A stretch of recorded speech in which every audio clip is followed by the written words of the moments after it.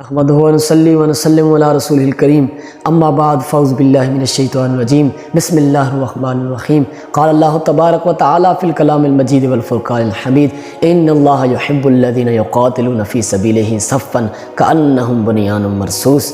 رب الجلال نے فرمایا کہ بے شک اللہ تعالی ان لوگوں کو پسند فرماتا ہے کہ جو اس کی راہ میں جہاد کرتے ہیں صفیں باندھ کر، اس طرح کہ جیسے سیسا پلائی دیوار ہو۔ مومن نہ کبھی جھکتا ہے، نہ کبھی پیٹھ پھیرتا ہے، اور نہ کبھی دغا بازی کرتا ہے، اور دشمن کے ساتھ مل ملا کر اپنے مفاد حاصل کرتا ہے۔ حضور نے فرمایا میری امت کو کافر سے زیادہ منافق کا خطرہ ہے۔ تو منافق حضور صلی اللہ علیہ وآلہ وسلم نے کیوں فرمایا؟ کیوں کہ جو مسلمانوں کے اندر رہ کے ان کی جڑیں کاٹتا ہے۔ کافر تو واضح ہوتا ہے، وہ تو سامنے ہوتا ہے۔ ایک کتاب النجوم الظاہرہ، اس کے اندر ایک بہت ہی عظیم جملہ اور بہت ہی کمال کی چند سطریں جو دیکھنے میں آئی ہیں۔ حضرت عمر بن العاص نے بابل کا محاصرہ کیا تو مقوقس سے دو قاصد بھیجے۔ انہوں نے مڑ کر خبر دی کہ وہ کہتے ہیں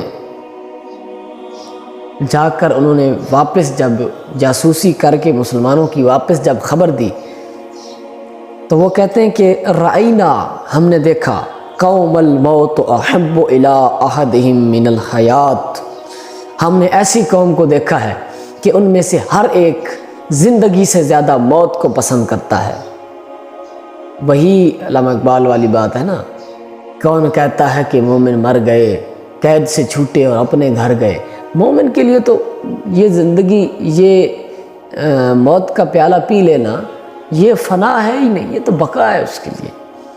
وَالتَّوَاضُعُ أَحَبُّ إِلَيْهِ مِنَ الرِّفْعَةِ، اور رفعت، بلندی، عزت، شہرت سے زیادہ وہ تواضع کو پسند کرتے ہیں۔ یہ مسلمان مجاہدین کی صفات بیان کی جا رہی ہیں، اور اگر یہ صفات آج بھی مسلمان پھر سے اپنا لیں تو پھر وہ مجاہدین والی شان پا جائیں۔ لیس لأحدہم، فضائے بدر پیدا کر اتر سکتے ہیں تیری نصرت کو، فضائے بدر پیدا کر اتر سکتے ہیں گردوں سے فرشتے تیری نصرت کو، کتار اندر کتار اب بھی۔ احب الیہ من الرفعۃ لیس لأحدہم فی الدنیا رغبۃ ولا نہمۃ، فرمایا ان کو دنیا کے ساتھ کوئی تعلق نہیں ہے، دنیا کے ساتھ وہ کوئی رغبت اور کوئی محبت نہیں رکھتے۔ رغبت کا کیا معنی؟ دنیا کا کیا معنی؟ دنیا سے مراد کہ مال کا ہوس اور مال جمع کرنے کی فکر، بس وہ دنیا کو گھر کی لونڈی بنا کے رکھتے ہیں کہ ضرورت کے تحت استعمال کیا، ضرورت کے تحت لیا، اور بس دنیا اتنی رکھتے ہیں کہ جس سے کام لے کر اپنے دین کا نظام چلا سکے۔ اور آگے کہتے ہیں کہ انما جلوسہم علی التراب، ان کے اندر عاجزی کی اتنی حد ہے کہ وہ تو مٹی پر بھی بیٹھ جاتے ہیں۔ وعقلہم علی رکبہم، اور ان کے کوئی بڑے بڑے دسترخوان نہیں رکھتے، روٹی اپنے گھٹنوں پہ، اپنے جناب رانوں پہ رکھ کے وہ کھا لیتے ہیں۔ وَأَمِيرُهُمْ كَوَاحِدٍ مِّنْهُمْ مَا يُعْرَفُ رَفِيعُهُمْ مِنْ وَدِيئِهِمْ وَلَا السَّيِّدُ مِنَ الْعَبْدِ، اور کہتا ہے کہ ان کا جو امیر ہے وہ بھی عام انسان کی طرح ہے، آقا میں، غلام میں، بڑے میں، چھوٹے میں، یعنی بڑے مرتبے والے میں، چھوٹے مرتبے والے میں ظاہری طور پہ وہ کوئی فرق نہیں کرتے۔ ان اکرمکم عند اللہ اتقاکم، یہ نبی دو عالم نے صلی اللہ تعالی علیہ وآلہ وسلم، وہ دور جس میں نسب کو بلندیاں دی جاتی تھی، نسب کے لحاظ سے انسانوں کی بولیاں اور قیمتیں لگائی جاتی تھی، یا کسب کے لحاظ سے کہ کس کے پاس کتنا مال ہے، کون کتنا کماتا ہے، کون کتنا بڑا رئیس ہے، کون کتنے بڑے نسب اور حسن کا مالک ہے۔ ایسے معیار عرب لوگوں نے بنائے ہوئے تھے، لیکن جب نبی دو عالم تشریف لائے تو انہوں نے سارے بت توڑ دیے اور فرمایا جال حق و زہق الباطل۔ اب یہ سارے معیار فرمایا میں اپنے قدموں تلے رونتا ہوں، اور آج سے معیار یہ ہے کہ ان اکرمکم عند اللہ اتقاکم، کہ بے شک تم میں سے سب سے زیادہ رب کے نیڑے اور رب کے قریب وہ ہے جو تم میں سے اتقا ہے، جو سب سے زیادہ متقی ہے۔ تو وہ کہتا ہے وَإِذَا حَضَرَتِ الصَّلَاةُ لَمْ يَتَخَلَّفْ عَنْهَا مِنْهُمْ أَحَدٌ، جب نماز کا وقت آ جاتا ہے تو کوئی بھی ان میں سے پیچھے نہیں رہتا، اللہ کے مجاہد صفیں باندھ کے کھڑے ہو جاتے ہیں۔ وہ علامہ اقبال نے فرمایا نا کہ قبلہ رو ہو کے زمین بوس ہوئی قوم حجاز، آ گیا عین لڑائی میں جو وقت نماز، قبلہ رو ہو کے زمین بوس ہوئی قوم حجاز۔ فرمایا یہ تو وہ لوگ ہیں کہ جنگوں میں بھی نمازیں نہیں چھوڑتے۔ حضرت امام حسین کی سیرت دیکھ لیں، آ گیا عین لڑائی میں جو وقت نماز، قبلہ رو ہو کے زمین بوس ہوئی قوم حجاز۔ اور یغتسلون اطرافہم بالماء، یعنی کہ وہ وضو کرتے رہتے ہیں۔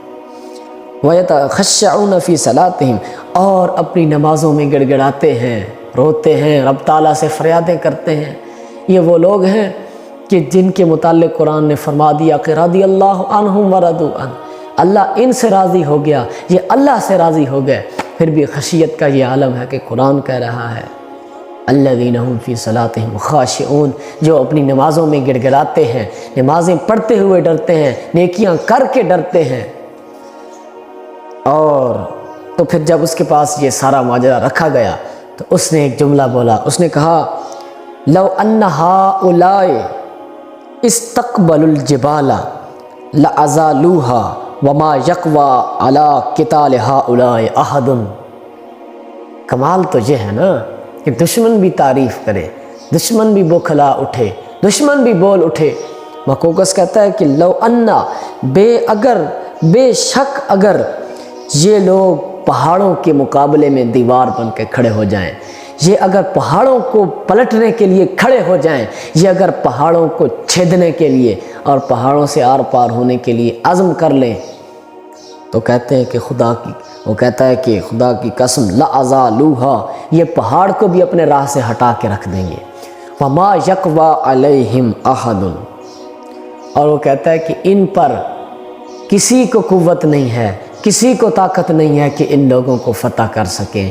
تو یہ ہے مسلمان مجاہدین کی شان، اور یہ ہیں وہ غازی کی جن کے متعلق علامہ نے فرمایا یہ غازی یہ تیرے پراسرار بندے، جنہیں تو نے بخشا ہے ذوق خدائی، دو نیم ان کی ٹھوکر سے صحرا و دریا، سمٹ کر پہاڑ ان کی ہیبت سے رائی، دو عالم سے کرتی ہے بیگانہ دل کو، عجب چیز ہے لذت آشنائی، کیا تو نے صحرا نشینوں کو یکتا، خبر میں نظر میں اذان سحر میں، دل مرد مومن میں پھر زندہ کر دے، وہ بجلی کے تھی نعرہ لا تذر میں۔